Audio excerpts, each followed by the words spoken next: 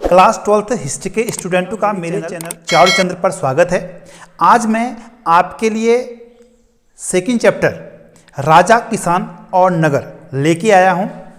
आज का जो टॉपिक होगा राजा, किसान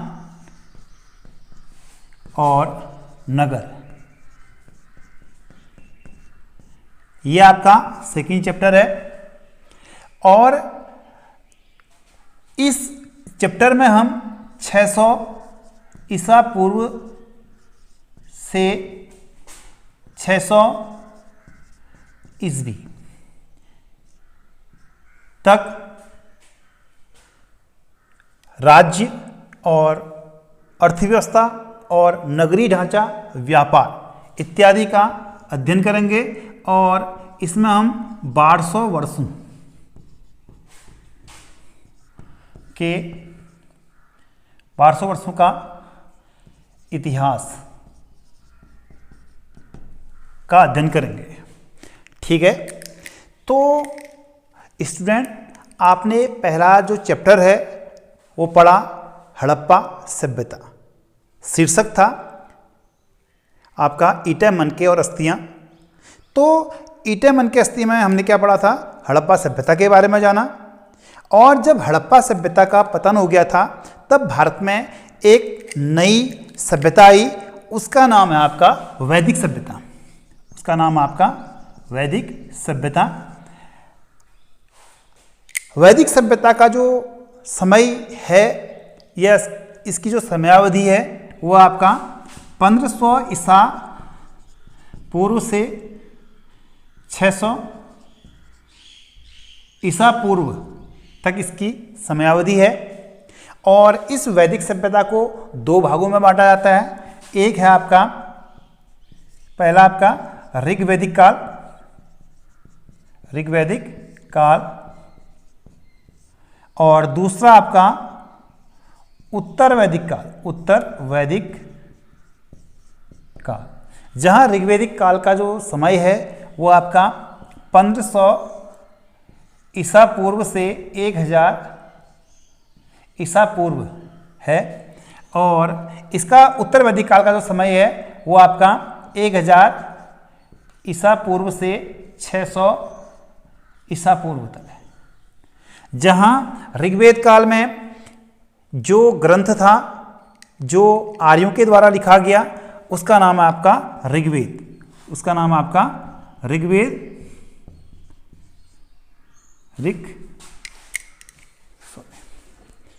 इसका नाम आपका ऋग्वेद। और उत्तर वैदिक काल में आर्यों के द्वारा जो अन्य ग्रंथ लिखे गए वो हैं आपके यजुर्वेद, सामवेद और अथर्ववेद। ठीक हो गया। इसके अलावा उस समय ब्राह्मण, आरण्यक, उपनिषद, इनकी रचना भी उत्तर वैदिक काल में हुई। अब जहां ऋग्वैदिक काल जो आर्य थे वो पूर्वी अफगानिस्तान, पंजाब और पश्चिमी उत्तर प्रदेश तक ये बसे थे। अगर हम मानचित्र में के द्वारा दिखाएं इसको, जैसे आपका ये भारत का ये उत्तरी हिस्सा है, तो आपका ये आपका अफगानिस्तान, और ये आपका पंजाब, और ये आपका पश्चिमी उत्तर प्रदेश।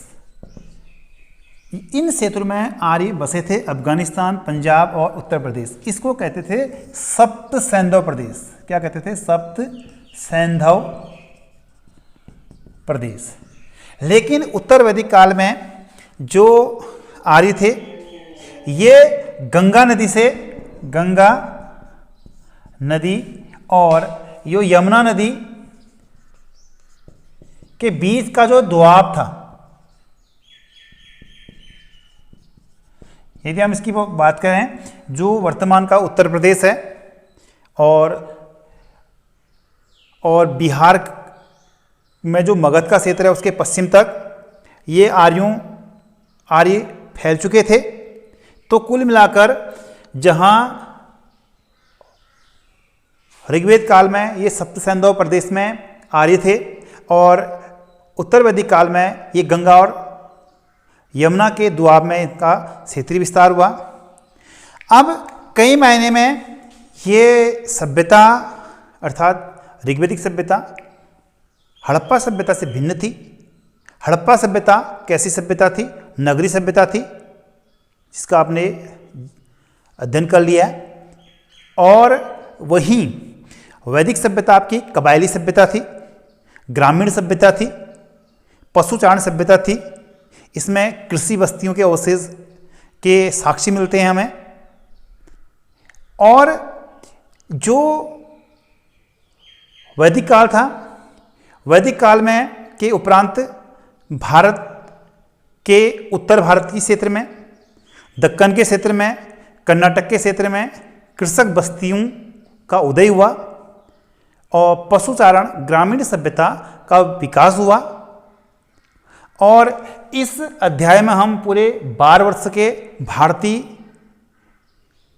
समाज में, अर्थव्यवस्था में, नगरीय ढांचे में जो बदलाव हो रहा है उसका अध्ययन करेंगे। ठीक है, तो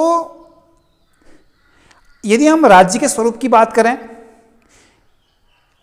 अब जो ऋग्वैदिक काल में जो राज्य का जो ढांचा था वो उसमें जो राजा था वो केवल कबीले के मुखिया के रूप में था।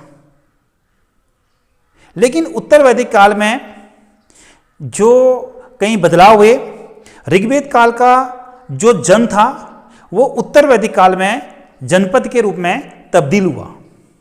ठीक है, पहले आपका ये ऋग्वेद काल में जन राज्य का प्रारंभिक रूप था और उत्तर वैदिक काल में इससे बना आपका जनपद। और 6वीं शताब्दी में आते आते ये जनपद क्या बन गया? महाजनपद। महाजनपद। तो 6वीं शताब्दी ईसा पूर्व में 16 महाजनपद थे, जिसमें सबसे शक्तिशाली जो महाजनपद था आपका वो मगध था। इसका हम इसी टॉपिक में अध्ययन करेंगे।